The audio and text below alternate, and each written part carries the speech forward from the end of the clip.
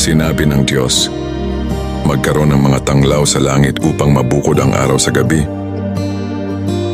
Ito ang magiging batayan sa bilang ng mga araw, taon at kapistahan. Mula sa langit, ang mga ito'y magbibigay ng liwanag sa daigdig.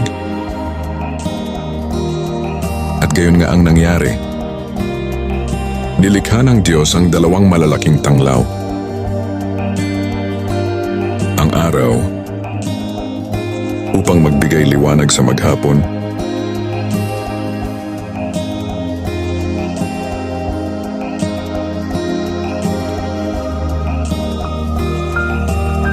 at ang buwan upang tumanglaw kung gabi.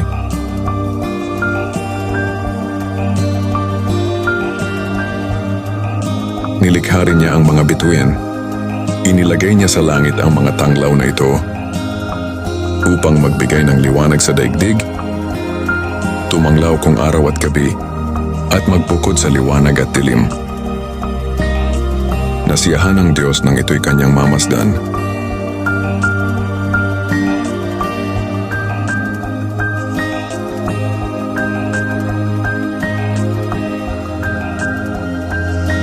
Lumipas ang gabi at sumapit ang umaga. Yun ang ika-4 na araw.